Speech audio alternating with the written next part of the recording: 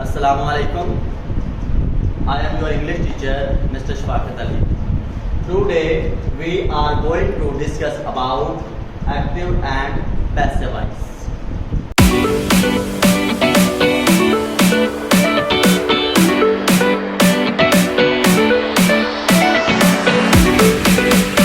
इससे पहले मैंने आपको प्रीवियस वीडियो में टेंसेस के रिलेटेड बताया था, उसका इंट्रोडक्शन दिया था और प्रेजेंट इंडेफिनिट टेंस आपको अच्छी तरह से एक्सप्लेन किया था। होप कि आपको अच्छी तरह से समझ आया होगा। तो आज हम उसके प्रेजेंट इंडेफिनिट टेंस के active voice and passive voice समझने जा रहे हैं। अब एक्टिव एंड पैसिव वॉइस होता क्या है? सबसे पहले तो आपको ये पता होना चाहिए कि एक्टिव वॉइस क्या है और पैसिव वॉइस क्या है। अभी मैं आपके सामने एक सेंटेंस लिखता हूं, He writes a letter. उसने एक खत लिखा, या वो हम कह सकते हैं कि वो खत लिखता है। He writes a letter, वो खत लिखता है, या हम इसको एक और सेंटेंस में कन्वर्ट कर सकते हैं, He wrote a letter। ये प्रेजेंट इंडेफिनिट टेंस का है और ये पास्ट इंडेफिनिट टेंस का है। तो आपको पहले पता होना चाहिए कि active voice and passive voice होते क्या हैं। वॉइस जो है ये फॉर्म ऑफ वर्ब्स होते हैं। वॉइस जो है ये फॉर्म ऑफ वर्ब्स हैं। तो इसको मजीद दो टाइप्स में एक्सप्लेन किया गया है, active voice and passive voice. अब एक्टिव वॉइस क्या है? एक्टिव वॉइस में सब्जेक्ट जो है वो काम करता है, दिस इज सब्जेक्ट ही, ठीक है।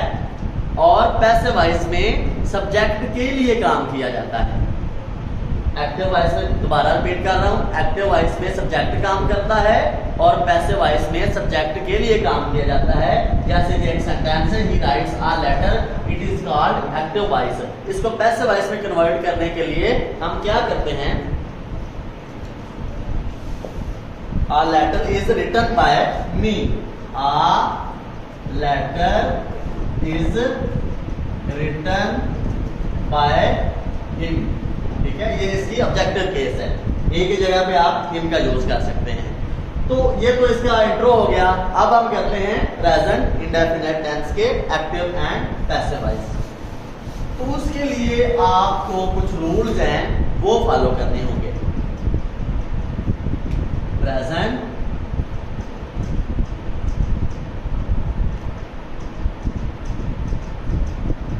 Indefinite tense. इससे पहले मैंने आपको इसका स्ट्रक्चर बताया था, इसकी आइडेंटिफिकेशन बताई थी, फिर मैंने आपको सारी चीजें एक्सप्लेन की थी कि टेंस को आपने उर्दू इंटू इंग्लिश ट्रांसलेशन कैसे करनी है। आज हम इसके एक्टिव पैसिव वॉइस समझ रहे हैं। तो इसका मैं स्ट्रक्चर फिर बता रहा हूँ कि आपने इसको कैसे करना है। सबसे पहले सब्जेक्ट चूज करते हैं। इसका जो स्ट्रक्चर है, उर्दू को इंग्लिश में कन्वर्ट करने के लिए, इसकी ट्रांसलेशन करने के लिए सबसे सब्जेक्ट यूज करते हैं। सब्जेक्ट को आप उर्दू में फाइल भी कह सकते हैं। देन उसके बाद वर्ब की फर्स्ट फॉर्म यूज होती है और उसके बाद ऑब्जेक्ट का यूज होता है। ओके, तो ये प्रेजेंट इंडेफिनिट टेंस का स्ट्रक्चर है। अब मैं आपको बताऊंगा कुछ rules active to passive voice में कैसे कन्वर्ट किए जाते हैं। सबसे पहले तो आपने देखना है, एक सेंटेंस में लिखता हूं, एक साइड पे लिख देता हूं, ही राइट्स अ लेटर। अब इसमें देखना है कि ये आपका सब्जेक्ट है, ये वर्ब है और ये ऑब्जेक्ट है। और ये भी बात आपने याद रखनी है कि जिस सेंटेंस में, जिस फिक्रे में ऑब्जेक्ट होगा उसका एक्टिव वॉइस होगा, अदरवाइज उसका एक्टिव वॉइस आप नहीं बना सकते। अब यहाँ पे ये ऑब्जेक्ट आ लेटर है, तो ये ऑब्जेक्ट क्या बन जाता है? सब्जेक्ट बन जाएगा। ऑब्जेक्ट बिकम सब्जेक्ट, वो सब्जेक्ट की जगह ले लेगा।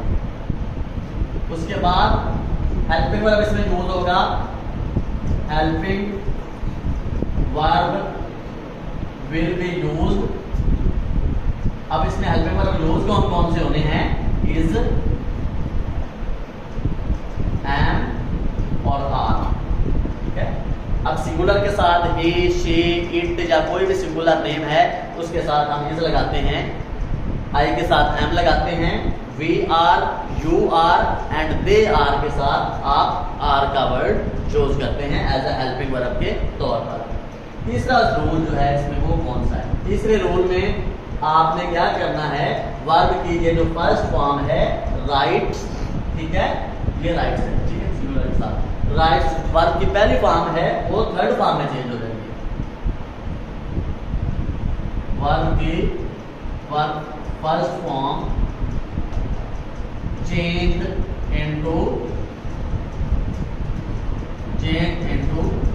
Third form, okay. और उसके बाद आपने the word by will be used, verb की थर्ड फॉर्म के बाद जो वर्ड बाय है उसका इस्तेमाल करेंगे। The word by will be used. उसके बाद क्या करना है, लास्ट वन पे तो इसका 5 रूल है। वो जो ये वाला जो आपका सब्जेक्ट है तो वो ऑब्जेक्ट बन जाएगा, सब्जेक्ट चेंज इनटू ऑब्जेक्ट। अब ये देखना है कि यहाँ पे ही गया तो इसको किस में चेंज करेंगे। ये सब्जेक्टिव केस है, सब्जेक्टिव केस को ऑब्जेक्टिव केस में कैसे चेंज करना है। अब ये देखना है कि सब्जेक्टिव केस कौन सी होती है और ऑब्जेक्टिव केस क्या होती है। सब्जेक्टिव केस होती है फाइली हालत जिसको कहते हैं, और ऑब्जेक्टिव केस वो मफूली हालत होती है। यहाँ पे आपने क्या किया, जब सब्जेक्टिव केस अभी बता रहा हूँ कौन सी होती है, सब्जेक्टिव केस, ऑब्जेक्टिव केस, जिसमें आपने एक्टिव टू पैसिव वॉइस में चेंजिंग करनी होती है। सब्जेक्ट है आई को आपने वी में चेंज कर देना है, वी को आपने अस में चेंज कर देना है, यू जो है सेकंड पर्सन है इसको यू में रहने देंगे, ही को हिम में चेंज कर देंगे, शी को हर में चेंज कर देंगे। ही मेल के लिए यूज होता है और शी फीमेल के लिए यूज होता है। इट को आप क्या करेंगे, इट में ही रहने देंगे, और दे जो है वो देम में चेंज हो जाएगा। और यहाँ पे अगर देखते हैं कि अगर कोई सब्जेक्टिव केस में कोई नेम आ रहा है तो उसको आपने ऑब्जेक्टिव केस में एज अ नेम के तौर पर यूज करना है। ये 5 रूल मैंने आपको बताए। अभी मैं आपको इसके सिंपल सेंटेंसेस की फॉर्म बताऊंगा, सिंपल सेंटेंसेस आपको बताऊंगा कि कैसे कन्वर्ट करना है। एक सिंपल सेंटेंस मैंने लिखा, सिंपल सेंटेंसेस में आपने क्या करना है, जैसे मैंने एक लिखा I like mango, I like mango, मैं आम पसंद करता हूँ, ठीक है। अब इसमें क्या करना है, ये सब्जेक्ट है, ये वर्ब है, ये ऑब्जेक्ट है। क्या करेंगे, मैंगो एक है, mango is liked by me, ठीक है। अब यहाँ पे देखिए इसमें मैंगो जो था ये ऑब्जेक्ट था, ये सब्जेक्ट बन गया, हेल्पिंग वर्ब इज यूज हो गया, वर्ब की फर्स्ट फॉर्म को थर्ड फॉर्म में चेंज कर दिया गया, बाय लगा दिया गया, आई सब्जेक्टिव केस थी और इसको ऑब्जेक्टिव केस में चेंज कर दिया। ये तो मैं एक और बताता हूँ आपको जो प्लूरल में आ जाएगा, दे लव अस, वो हमसे मोहब्बत करते हैं। अब ये देखना है कि ये ऑब्जेक्टिव केस है, ठीक है। अब अस किसकी ऑब्जेक्टिव केस है, पहले बता चुका हूं, वी की। वी के साथ हेल्पिंग वर्ब यूज होता है are, we are loved, verb की फर्स्ट फॉर्म को थर्ड फॉर्म में चेंज करेंगे, loved by them, understand, okay. उसके बाद नेगेटिव सेंटेंसेस में आपको बताऊंगा कि नेगेटिव सेंटेंसेस में क्या करना होता है। नेगेटिव सेंटेंसेस में